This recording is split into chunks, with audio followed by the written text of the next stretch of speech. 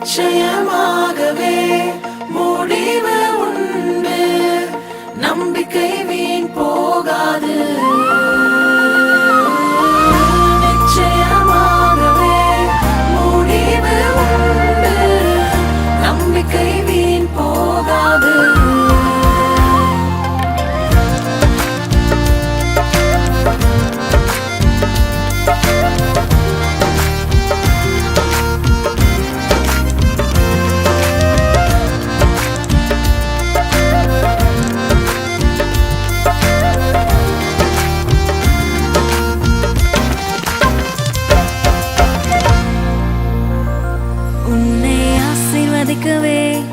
ஆசீர்வதித்திடுவே.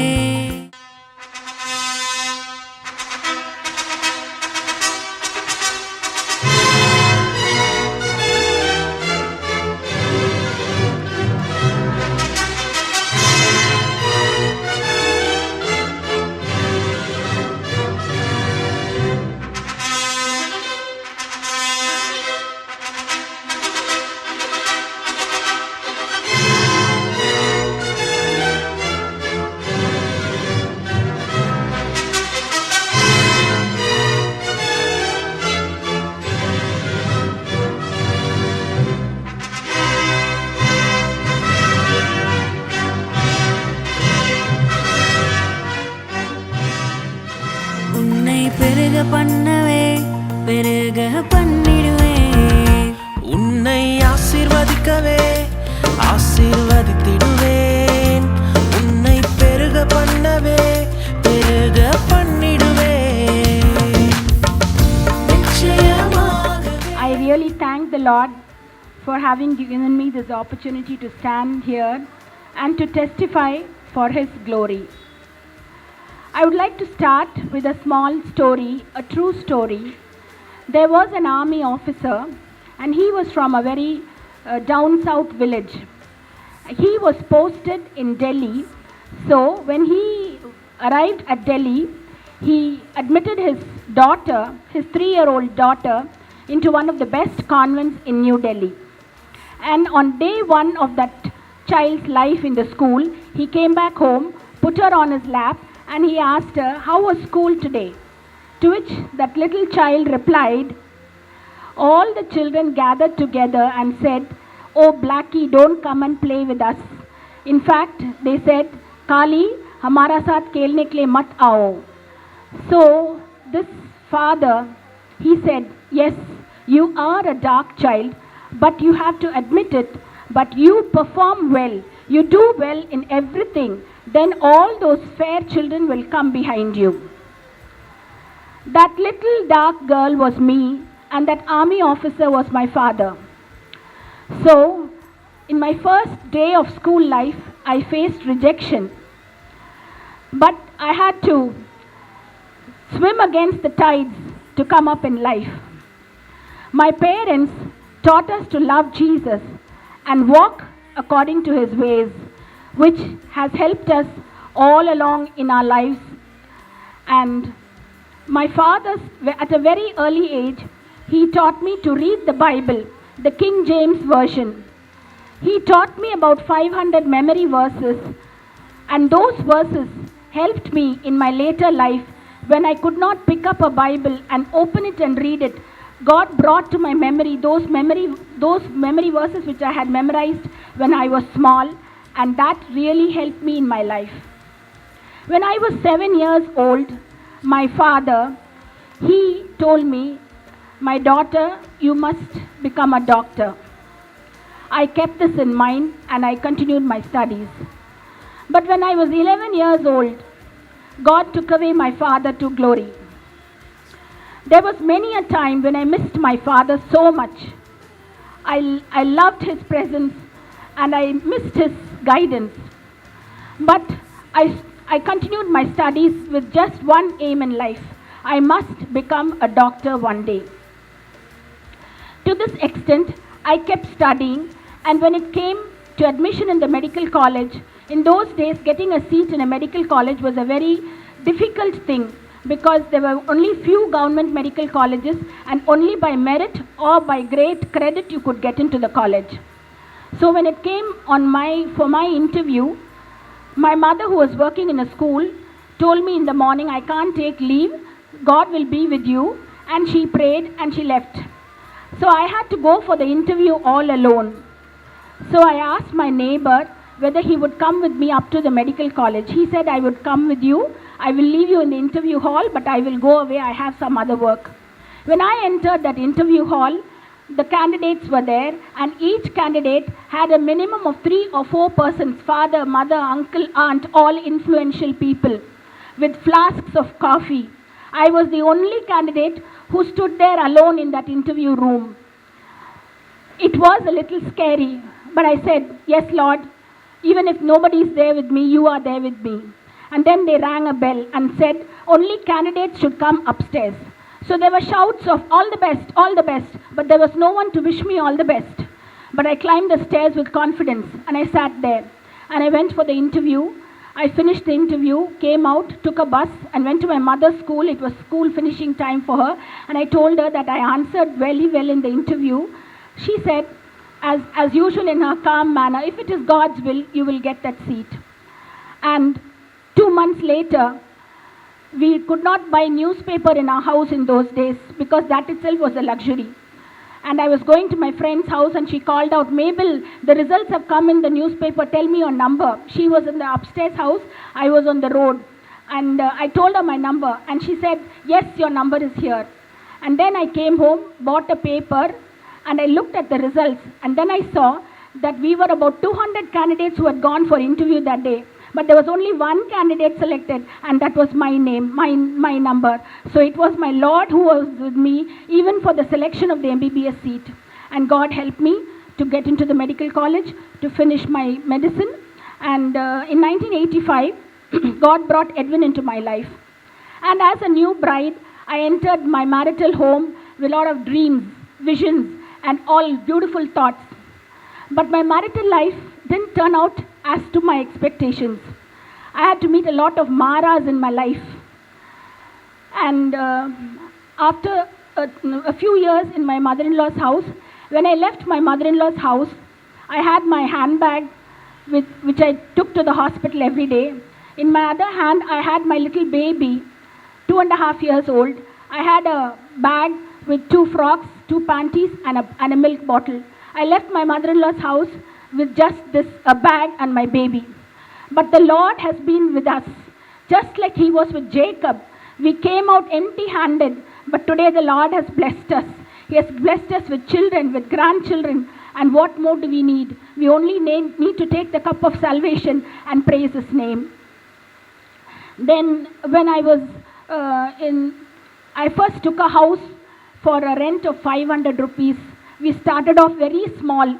Then we moved on to a bigger house. Then we bought an apartment in Ayanavaram. And while we had that apartment, we got this plot. And but when we bought this plot, little did we know what a big legal battle we would have to face. We fought a battle for almost 22 long years. And at the end of 22 years, that legal battle came to an end and the case got dismissed in the court. So the Lord gave back to me what others thought I would lose. God was with me. And in 2022, when COVID was on the third stage, third round of COVID, I got attacked by COVID. And when I went to a big corporate hospital in Chetpet, they refused to admit me. They said she is very serious. My sugar level was 600. My pulse rate was 160. And my oxygen level was down. My lungs had been badly affected. They refused to admit me. But then God in His immense mercy helped me to get admitted in that very same hospital. And I recovered and I came out. 2022, December, I had a massive heart attack. And I knew the jaws of death were crushing onto my throat. And sitting on the sofa over here, I was cold with sweat. I was just pouring sweat. And I told my husband, I said, you surrender me to the Lord. It's time for me to go. But he said, you have not finished what God has kept for you. You need to do that. and then only God will take you home. In this condition, they took me to Apollo Hospital. I didn't have a pulse when I went to Apollo Hospital, but God revived me, renewed me, restored me, and today I'm standing here as a testimony to celebrate this 40th year of life. Indeed, the Lord has been good. He gave us 2 daughters. He gave us 2 sons-in-law whom we consider as sons. And we have 4 grandchildren, and we are very happy to say that our first grandson, Andrew, is in college now. So it's all the grace of God, nothing but His grace. I want to give all glory and honor unto His name. I'm going to talk in Tamil as I am not fluent in it. ஒரு சாட்சியாக நான் சொல்ல வந்திருக்கிறேன். அதாவது இது பல சாட்சிகள் எல்லாரும் சொல்லுவாங்க, என் வீடு கொடுத்தாரு, காடு கொடுத்தாரு, எல்லாம் கொடுத்தாருன்னா. But here I'm going to just, it's an anniversary wedding day, I'm going to say about my wife actually, what God has done in her life. நீதிமொழிகள் 18ஆம் அதிகாரம் 22ஆம் வசனம், மனைவியை கண்டடைகிறவன் நன்மையானதையே கண்டடைகிறான். உண்மையாகவே கர்த்தர் இந்த வார்த்தையை பார்க்கும்போது உண்மையாகவே நன்மையானதை காண கர்த்தர் எனக்கு உதவி செஞ்சார். ஸோ மனைவியை கண்டேன், நன்மையையும் கண்டு கொண்டேன். அடுத்தது நீதிமொழிகள் 31:10, குணசாலியானிய ஸ்திரீயை கண்டுபிடிப்பவன் யார்? அவருடைய விலை முத்துக்களை பார்க்கிலும் உயர்ந்தது. தேவன் எனக்கு குணசாலியான ஸ்திரீயை கண்டுபிடித்து தந்தார். ஸோ என் தேவனை நான் நன்றியோடு ஸ்தோத்திரிக்கிறேன், அவருடைய நாமத்தையும் நான் மகிமைப்படுத்துகிறேன். அடுத்தது நீதிமொழிகள் 31 சொல்லப்பட்டது போல 31:12, என் மனைவி உயிரோடு இருக்கிற நாளெல்லாம் எனக்கு தீமையானதைகள் அல்ல நன்மையானதையே செய்ய தேவன் அவர்களுக்கு கிருபை செஞ்சார். எல்லா காரியத்தையும் எது செஞ்சாலும் எனக்கு பார்வையில் தீமையாக இருக்கும், பட் அது கடைசியில் நன்மையாக தான் முடியும்னு சொல்லி இந்த வசனத்தின்படியாக தேவன் எனக்கு ஒரு நல்ல மனைவியை கொடுத்தார். அடுத்தது இதில் இந்த நீதிமொழிகள் எழுதியிருக்குது வியாபாரம் செய்கிற ஒரு மனைவின்னு சொல்லி. ஆனால் இங்கே என் மனைவி வியாபாரம் செய்யவில்லை, சோஷியல் ஒர்க் பண்ணி மருத்துவமனை வேலையில் செய்த காலத்தில் உற்சாகத்துடன் உண்மையுடன் செய்து முடித்தாள் என்று சொல்லி சாட்சி சொல்கிறேன். அதையும் தேவன் அவர்களுக்கு கொடுத்து அந்த கிருபையினாலே அதை செய்து முடித்தார். நீதிமொழிகள் 31:16, ஒரு வயலை விசாரித்து அதை வாங்குகிறாள் என்று வசனம் சொல்லுது. ஆனால் என் மனைவியோ 2 இடங்களை விசாரித்து வாங்கி எங்களுக்கு குடும்பமாய் கொடுக்க கர்த்தர் உதவி செஞ்சார். என் மனைவி விசாரித்து ஒவ்வொரு காரியத்தையும் செய்து முடித்தார்கள். அதே மாதிரி நீதிமொழிகள் 31:20, என் மனைவி சிறுமியானவர்களுக்கு தன் கையை திறந்து ஏழைகளுக்கு தன் உண்டானவைகளெல்லாம் கொடுக்கிறாள். அதே போல் நல்ல ஒரு குணமான மனைவியை கர்த்தர் எனக்கு கொடுத்தார். கடைசியாக சொல்லப்போனால் அநேக காரியங்கள் உண்டு, ஆனால் ஒரே ஒரு காரியத்தை சொல்லி முடிக்கிறேன். அநேக பெண்கள் பிரசங்கி 12:29, அநேக பெண்கள் குணசாலிகளாய் இருந்ததுண்டு, நீயோ அவள் எல்லாருக்கும் மேற்பட்டவள் என்று அவளை புகழ்கிறான். ஸோ அது வசனத்தின்படியாக இந்த இடத்துல என் மனைவியை நான் புகழும்படியாக வந்து நின்றேன். ஆனால் புகழெல்லாம் அவளுக்கு கொடுத்தாலும் கர்த்தர் அதை செய்து நிறைவேற்றினால் சொல்லி கர்த்தருக்கே மகிமையை செலுத்துகிறேன். இந்த சாட்சியை முடிக்கிறேன். Psalms 100. Make a joyful noise unto the Lord, all ye lands. Serve the Lord with gladness. Come before His presence with singing. Know ye that the Lord He is God. It is He that had made us, and not we ourselves. We are His people and the sheep of His pasture.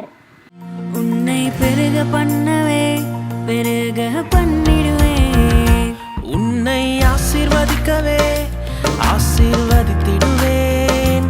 உன்னை பெருக பண்ணவே பெருக I promise to keep watering the garden even when it is 40 degrees outside, because I know how happy you get when the flowers bloom. I promise to always be the one to open the door for the courier guy, especially when you pretend you didn't hear the bell.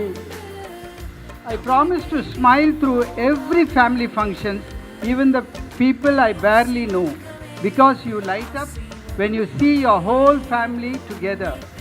I promise to take you to the dentist promptly every time you lose a front tooth, but give an eerie smile.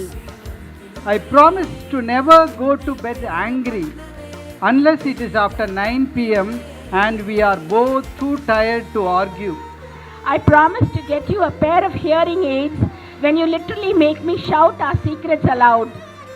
I promised to always be the one who switches off the AC after you fall asleep and complain it's too cold. I promise to smile every time the children say, "You both are a Tom and Jerry couple," even if they don't know half the drama we survived. I promise to keep asking what, even when I clearly heard what you said. I promise to be your personal tech support, health monitor, and memory backup. I promise to always argue with you about which route is faster and then follow your way anyway. I promise to stay by your side through every wrinkle, every grey hair, and every sweet moment we create. I promise to always remind you wear your glasses even though they are usually on your head. And I promise I promise to stay by your side through every power cut, monsoon floods, and joint family dramas. We'll both say, I promise after 40 years of living, loving, learning, and laughing with you, I would still choose you every single time. நிச்சயமாகவே முடிவு உண்டு, நம்பிக்கை வீண் போகாது. நிச்சயமாகவே முடிவு உண்டு, நம்பிக்கை வீண் போகாது. உன்னை ஆசீர்வதிக்கவே ஆசீர்வதிக்கிறே, உன்னை பெருக பண்ணவே பெருக பண்ணிடுவே. உன்னை ஆசீர்வதிக்கவே ஆசீர்வதிக்கிறே, உன்னை பெருக பண்ணவே பெருக பண்ணிடுவே.